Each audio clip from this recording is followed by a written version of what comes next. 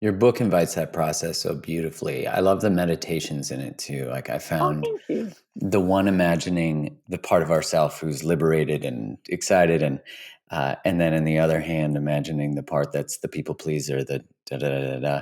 And I thought that was such a cool exercise. And for all of you listening, buy the book because it's worth all the exercises and all the things, and the story and the narrative. It's just inspiring. And the Aw. exercise where you imagine that the people you love take a magic potion that makes them love you living in your truth, and you take a magic potion that makes you give zero shits anymore about people's Right. thoughts, feelings, and opinions. And what a beautiful, I felt that contrast of, in the meditation, you have us experience the feeling of the collapse and the people pleasing, and then move back into this sense of peace and freedom.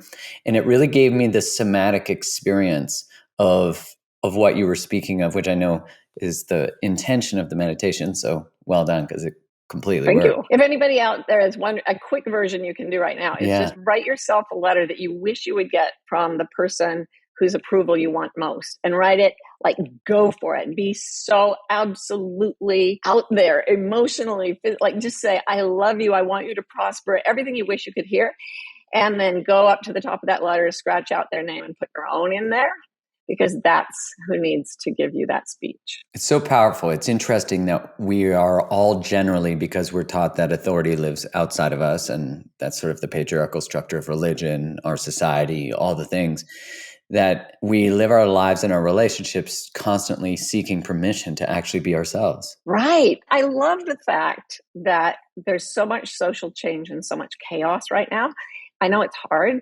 It's horrible for many people, but you know what? Life has always had horrible aspects.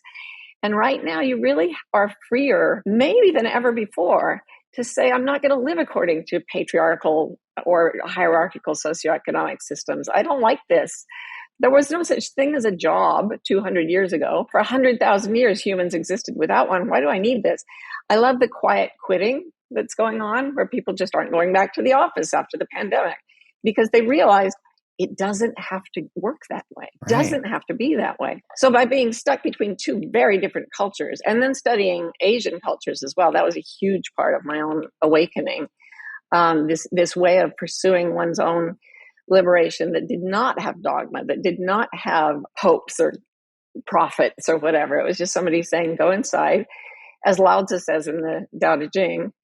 How do you know what's true? Go inside yourself and check. It's that simple. It's so easy. It's easy and it's hard. I mean, I start the whole book with Dante wandering around at the beginning of the Divine Comedy. That poem starts out, in the middle of my life, I came to myself in a place that I didn't know, and it was dark and it was horrible and it was murky, and I'd lost the right way, and he couldn't find it again. Once you've lost something, lost your track, it's really hard to find it again. And he tried to climb out of it by climbing a mountain, but then a teacher showed up and said, no, actually, you have to go through hell, Mhm. which I identified with very strongly. And really, the way out is through. You go into your own suffering, the suffering of being split from your truth. And that's where you find the truth, right at the bottom of hell. And it's suddenly, when Dante gets to the very core of the earth, he goes down, down, down. Things get worse, worse, worse. And then when he gets to the middle of the globe, his guide says, you have to keep going. And he keeps going, but then he has to turn as he passes the center of the earth, because now down is up. Mhm. He's moving in the same direction, but going toward the surface. And the last part of the Inferno says, I came out and once again beheld the stars. And from there, it's all good. From there, there's no more suffering. So he's already really liberated at that point, even though he has a lot more to tell us. And it's a cool poem. It's a psychological, it's like therapy in disguise. Mhm. You don't have to read it. I don't think I'm talking to other people. Nah, don't worry.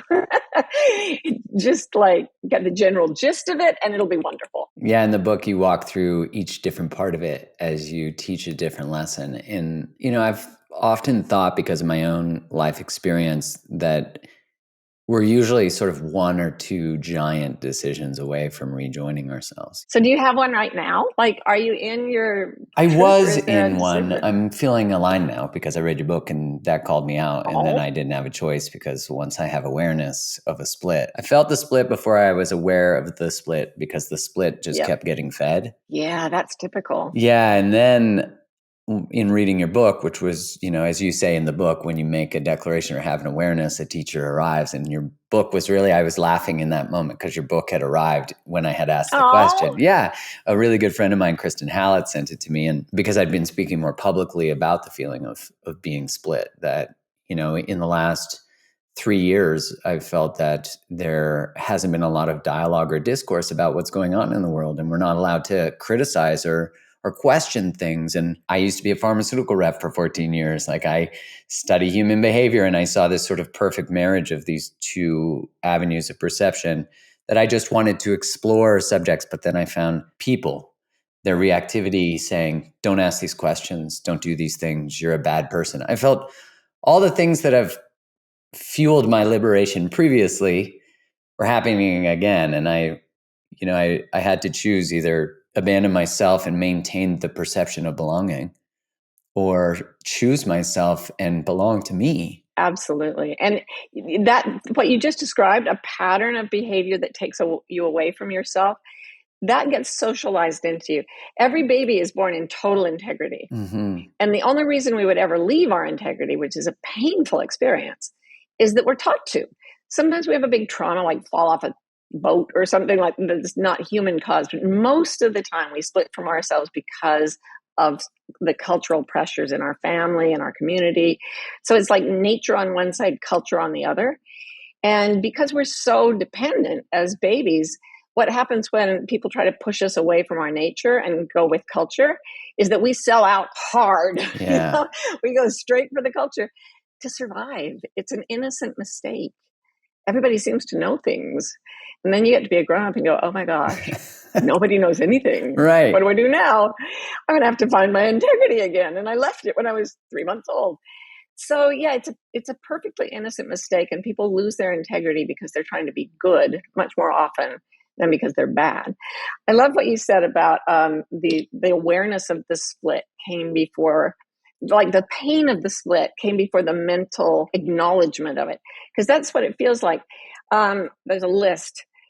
If you've lost your purpose, lost your way, first you'll feel bad moods, anger, depression, whatever shows up for you. Then you'll start to get sick, physically sick. I mean, you cannot lie, keep a secret, or go off your true path without getting sick really fast. Then, if you still don't pay attention, things start going wrong in your relationships. Then things go wrong in your career. Oh, the very first thing I left out was a loss of a sense of purpose. Mm-hmm. And that doesn't sound as bad as the others, but it's actually the one that's the most painful. Because if you don't know your purpose, then why be here at all? That's what I was asking as a teenager. Without your integrity, there is no purpose. But when you come back to yourself, that feeling of the truth settling in your body and in your life is just pure joy. It's like a delicious meal after you're really hungry, or rain when there's been drought. It is so sweet and so beautiful that you can go, all right, it was actually worth going through hell to get to my truth. And now I have to live it, and that will be hard, but it will. I'm never going to leave this. That's what I said. I'm not going to leave this state, not on purpose. And when I leave it accidentally, I'll spot it because it will cause suffering, and I'll find the place where I'm lying to myself, and I'll fix it.